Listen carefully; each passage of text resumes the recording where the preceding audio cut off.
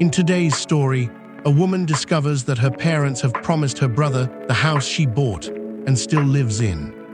Before we begin, settle in and enjoy tonight's story. My parents promised my brother he could have my house. My brother brought a contractor to my house before anyone told me he believed it belonged to him. It happened on a Saturday morning. I was in the kitchen when the doorbell rang. My younger brother, Kevin, stood on the porch beside a man carrying a tape measure and a clipboard. Kevin smiled as though the visit had been arranged. "Perfect," he said. "You're home. What are you doing here? This is Lewis. He's just going to look at the upstairs." Lewis gave me an uncertain wave. I did not move aside. "Why is a contractor looking at my upstairs?" Kevin glanced at him, then back at me. "For the bedrooms. What about them? We're trying to see whether we can make the small room work for both boys." Kevin had 2 sons, ages 7 and 4. He and his wife, Amanda, rented a 3-bedroom house 20 minutes away. My house also had 3 bedrooms. I bought it 5 years earlier. I lived there alone. "Why would your sons be using my bedrooms?" Kevin laughed. It was not a nervous laugh.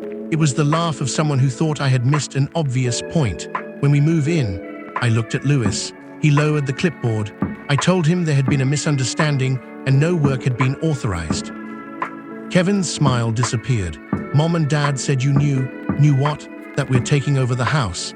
The phrase "taking over" was so direct that I initially assumed he meant something temporary. Maybe his lease was ending. Maybe my parents had invented a plan for him to stay for a few weeks.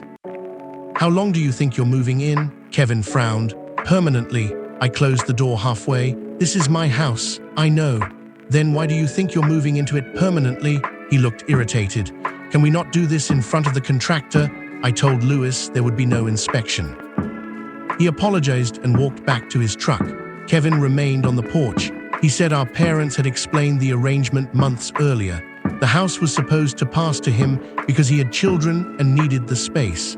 I would receive part of our parents' retirement savings instead. What arrangement? The family property plan. There was no family property plan. There was my deed, my mortgage, and my house. Kevin said our parents helped me buy it and always intended it to remain available for family needs. They gave me $15,000 toward closing costs. The lender required a signed letter stating that the money was a gift with no expectation of repayment or ownership. I had paid every mortgage payment, tax bill, insurance premium, and repair since closing. My parents did not own any portion of the property. "Did Mom and Dad tell you they own this house?" "They said they have an interest. They do not." Kevin folded his arms. "You would never have bought it without them. That does not make it theirs. They didn't give you 15 grand so you could live alone in 3 bedrooms forever." I stared at him. Apparently, that was exactly what he believed. My parents' gift had not helped their daughter buy a home. It had reserved space for their future grandchildren. I asked when he planned to move. He said the end of summer. It was April. His lease ended in August. He and Amanda had already told their landlord they would not renew. They had planned their housing around my property without speaking to me. "You need to renew your lease. We already committed." "That is not my problem." Kevin's face hardened. "You're seriously going to make your nephews stay in that rental when you have all this space? This is where I live. You can buy a condo." The ease with which he said it stunned me. Not rent a room, not let them stay temporarily. Buy another property so he could have mine. Kevin said our parents believed a condo would suit me better because I did not use the yard and traveled for work. He had been discussing my life with them as a housing inefficiency. I told him to leave. He said we needed a family meeting. I replied that ownership was not a family vote. Then I closed the door.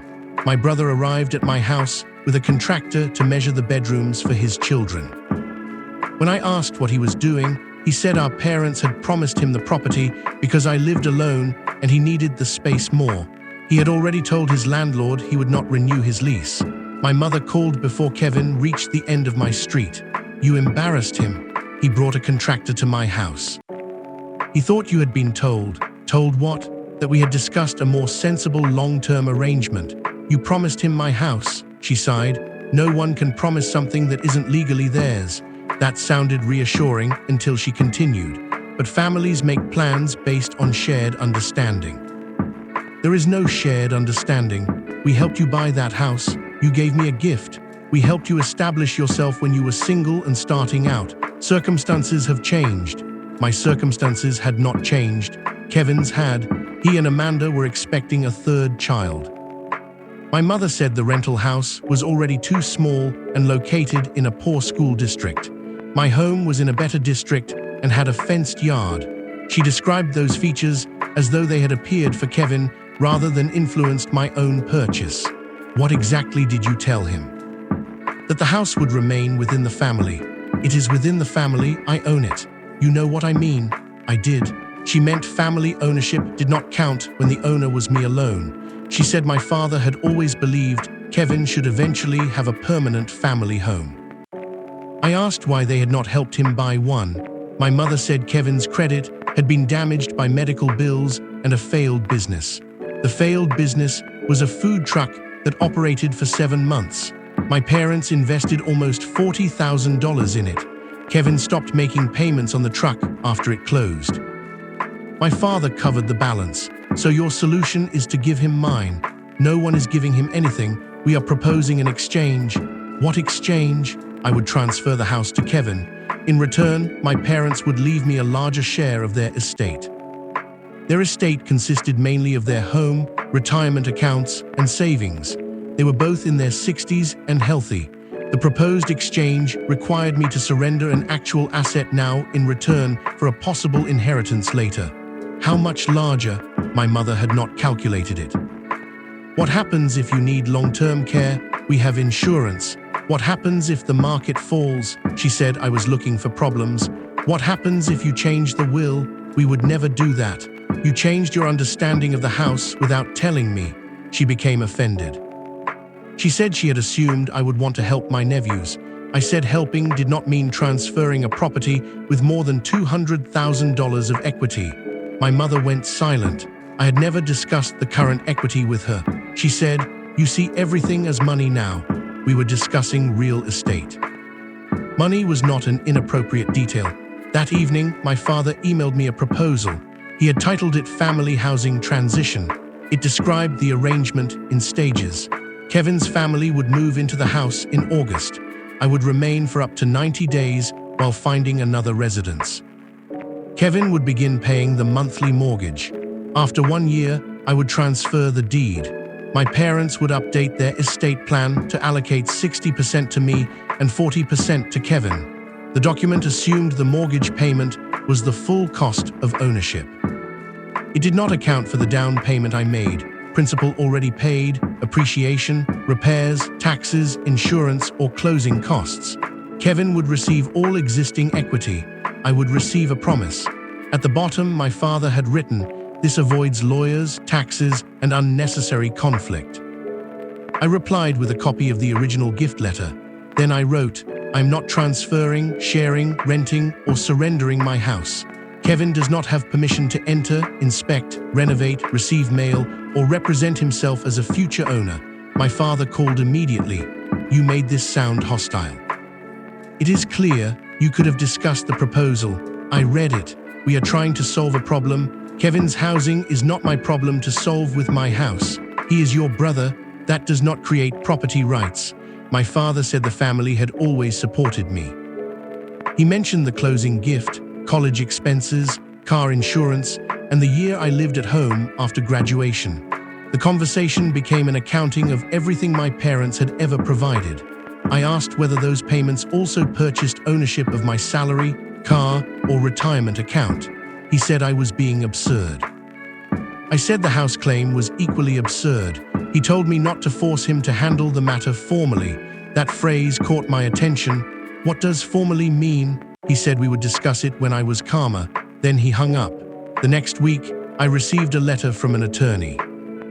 It stated that my parents asserted an equitable interest in the property based on their financial contribution and an alleged oral agreement that the house would remain available for family use. The letter requested mediation before further action. I read it 3 times. My parents had moved from emotional pressure to a legal claim in less than a week.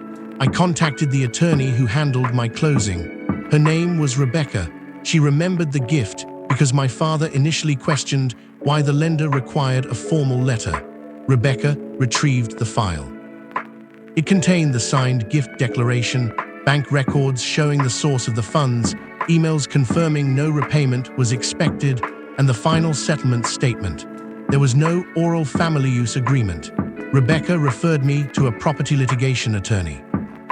He said the gift documentation made my parents' claim weak, but weak claims could still create expense and stress. He advised me not to attend informal mediation without counsel. He also told me to check the county property records regularly in case anyone tried to file a lien or notice. I installed cameras around the house and changed the garage code. I removed my parents from the emergency contact list at the homeowner's insurance company. The precautions felt excessive until Amanda posted a photograph online. It showed my house. The caption read, "4 months until our forever home." There was no ambiguity. She had announced my property as theirs. Friends and relatives were congratulating her. My mother commented with 3 heart emojis. My father wrote, "Good things come to those who wait." I took screenshots. Then I commented publicly, "This property is owned solely by me." It has not been sold, gifted, leased, or promised to Kevin and Amanda. They do not have permission to occupy or renovate it. The post disappeared within minutes. Amanda called me crying. She said I had humiliated her in front of everyone. "You posted my house. Your parents said the agreement was final." There is no agreement. We already gave notice. You should not have done that. We enrolled Noah in the school district. My oldest nephew was 7. You used my address. Amanda became quiet. She and Kevin had submitted preliminary school registration paperwork using my address. They had listed their move-in date as August 1st. I told her to withdraw it immediately. She said the school required proof of residency later and nothing was final. "You represented that you would live here. We believed we would. Because my parents told you, because your father showed us the plan." My father had not merely made a proposal after Kevin's visit. He had shown Kevin a version before the contractor arrived. They had coordinated the timeline. My sister-in-law posted a photograph of my house and called it their forever home. She and my brother had already given notice on their rental and used my address to begin registering their son for school. My parents congratulated them publicly, even though I had explicitly refused to transfer the property. I sent the school district a written notice that Kevin's family did not live at my address and had no agreement to move there. Then I sent my attorney the screenshots. He responded to my parents' lawyer, denying every claim and warning that any attempt to record a false property interest would be challenged. For 2 weeks, my parents stopped contacting me directly. Relatives contacted me instead. My aunt said Kevin's children were being punished over an adult disagreement. My cousins said the house was too large for one person. My grandmother asked why I could not sell it to Kevin at a fair price. That was the first suggestion that at least acknowledged ownership. I asked what Kevin could afford. No one knew. He had not been pre-approved for a mortgage. His credit score remained low. He had less than $5,000 in savings. A fair price sale was impossible. What the family called a sale was a transfer, with Kevin taking over my existing monthly payment. My mortgage had a low interest rate from before rates increased. My father described that loan as an opportunity that should benefit the family. I reminded him the mortgage could not simply be assigned without lender approval. He said legal obstacles could be solved. Financial obstacles were apparently my responsibility. Kevin came to my workplace. He waited in the parking lot beside my car. I considered going back inside, but several co-workers were leaving and I did not think he would create a scene. I was wrong. He accused me of trying to make his children homeless. I said he still had 4 months to renew the lease or find another rental. The landlord already listed it, then rent somewhere else. With what deposit? You had money for a contractor. Dad paid him. That meant my parents were spending money planning renovations to my house while claiming Kevin could not afford another rental. Kevin said Amanda had already packed half the house. Noah had told his classmates he was moving. Their mother had started buying furniture. Every decision was presented as a reason I had to comply. The more they committed without permission, the more cruel refusal became. I asked Kevin why he never called me before giving notice. He said our parents told him I might resist initially, but would accept the plan once it became real. Why would they say that? Because you always need time. I asked for an example. He said I initially resisted attending a family reunion and later enjoyed it. He compared surrendering my house to attending a picnic. Then he said something more revealing. You don't need the equity right now. I asked who had discussed my equity with him. Dad had.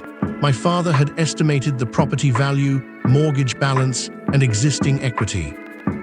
He told Kevin that taking over the house would give his family stability without forcing me to pay capital gains tax through a sale. The tax analysis was wrong. The intention was clear. My father had converted my financial position into a family planning resource. Kevin believed the equity could remain in the house while he enjoyed it. From his perspective, nothing was being taken because I was not receiving cash now anyway.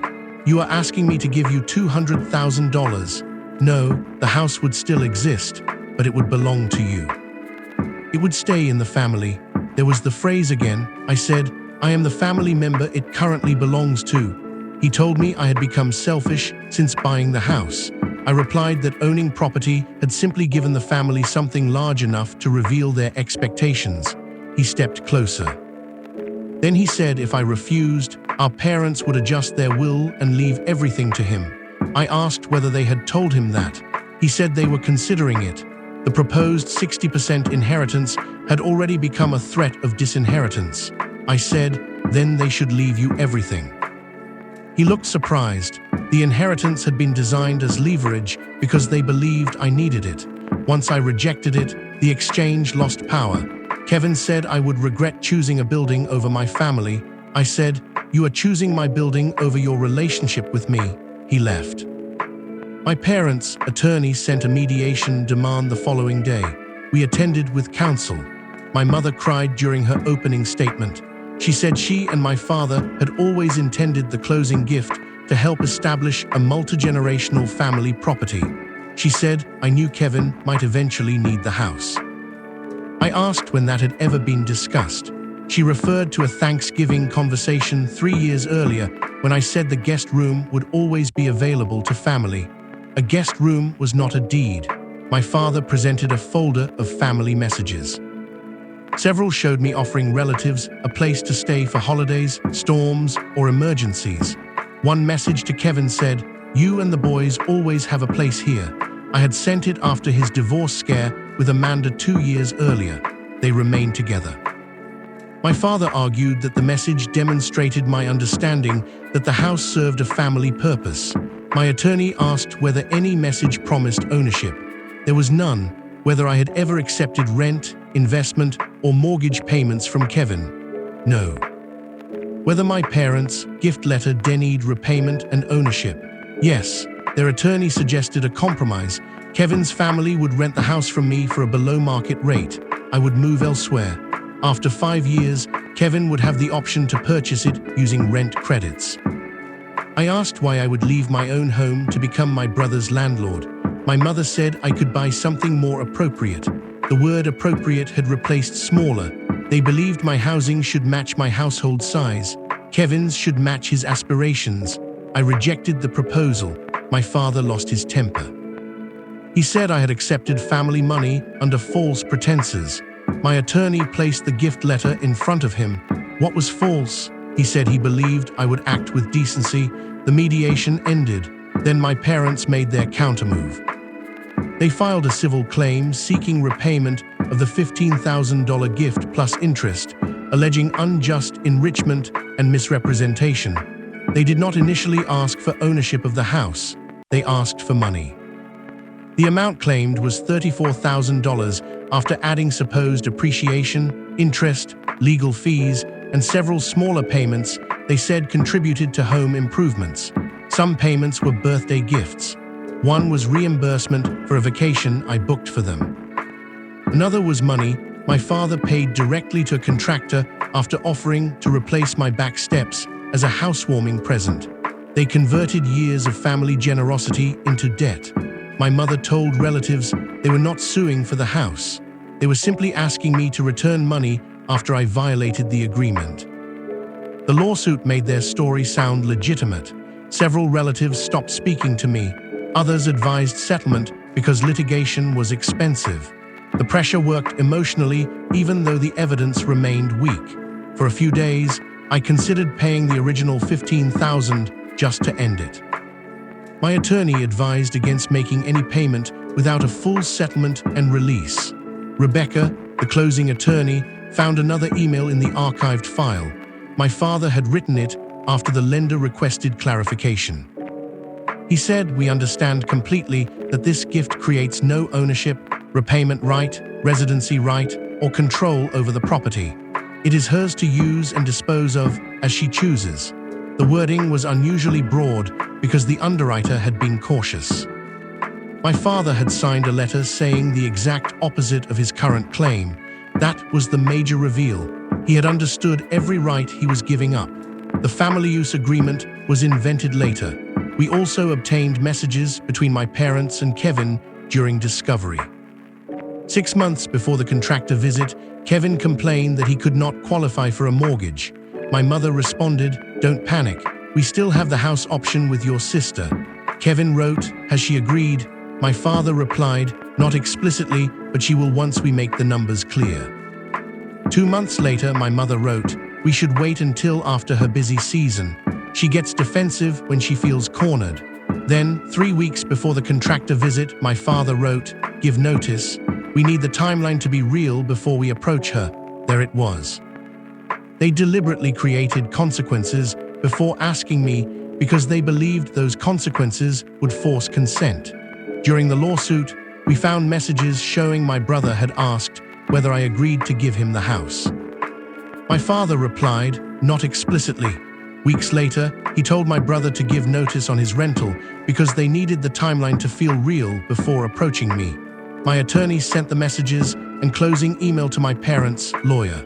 Their position changed immediately. The claim was no longer described as a misunderstanding about an oral agreement. Their attorney proposed dismissal if each side paid its own fees. I refused. By then, I had spent more than $12,000 defending ownership that should never have been disputed. We requested reimbursement and a written declaration that my parents had no interest in the property. My father resisted. He said signing such a declaration would publicly humiliate him. The declaration would not be public unless filed. What humiliated him was admitting the claim had been false. The court scheduled a hearing on preliminary motions. Before the hearing, my parents accepted a settlement. They dismissed the lawsuit with prejudice. They reimbursed most of my legal fees. They signed a notarized statement confirming they had no ownership, repayment right, lien, tenancy, or future claim involving the house. They also agreed not to represent to third parties that Kevin had any right to occupy or acquire it. I did not require an apology. It would not have been credible. Kevin and Amanda found another rental. It was smaller than mine and located in a different school district. They blamed me for the disruption. My mother helped pay the deposit. My father paid the moving costs. The money that supposedly could not be spent on rent appeared once taking my house was no longer available. Kevin did not speak to me for almost a year. When he finally did, it was at our grandmother's funeral. He said the lawsuit had gone too far. I agreed. Then he added, "But you could have avoided it." How? By discussing a real compromise. I did not want to leave my house. That's what I mean. You never negotiated. He still believed ownership created an obligation to bargain. My refusal was unreasonable because it began at 100%. I asked whether he would negotiate giving me his car. He said that was not comparable. Why? Because I need my car. I said, I need my house. He did not answer. My parents changed their estate plan. They told me Kevin would receive a larger share because I had already benefited from the closing gift and caused legal expenses. I said that was their decision. My mother expected a stronger reaction. She asked whether I cared about being treated fairly. I said I care about assets that already belong to me. The future inheritance no longer had leverage. Once I accepted that they could give it all to Kevin, every threat became information rather than pressure. My relationship with them became formal. We spoke occasionally. They were never invited to stay overnight. Kevin's family visited once for our grandmother's memorial gathering, but I hosted it at a rented community room. My house stopped functioning as a family venue. That was a loss. It was also necessary. For years, I had used the house generously: holiday dinners, guest rooms, birthday parties, storage during moves. My family interpreted access as evidence of collective ownership. Closing that access felt cold, but openness without respected limits had become dangerous. 3 years later, I refinanced the mortgage. During the process, the title company found no liens or claims. The notarized settlement statement remained in my records. I read it again while reviewing the closing package. My parents have no present or future ownership interest. A simple sentence. It had cost thousands of dollars and most of our relationship to establish. Kevin eventually bought a townhouse with help from my parents. It had 2 bedrooms. The boys shared one until they moved again. Nobody became homeless. Nobody's life was destroyed. The emergency had always been manufactured from preferences. Kevin preferred my house. My parents preferred that he have it. Amanda preferred the school district. They treated those preferences as needs because needs create moral urgency. My own need to remain in the home I purchased was downgraded to attachment. I was materialistic, unmarried, overhoused, difficult. The language changed, but the objective stayed the same: move me out. Move Kevin in, call the transfer family support. I still live in the house. The small bedroom is now an office. The larger spare room holds exercise equipment and a pull-out couch. Sometimes both rooms remain empty.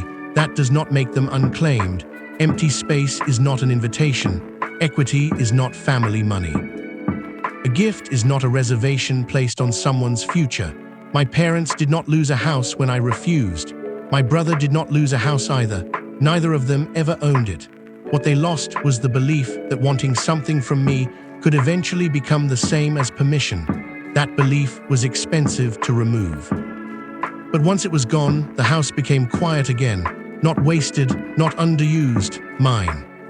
You've been listening to Low Light Stories, original fiction for late-night listening. New stories are added regularly, so subscribe if you'd like to hear the next one. Thanks for listening.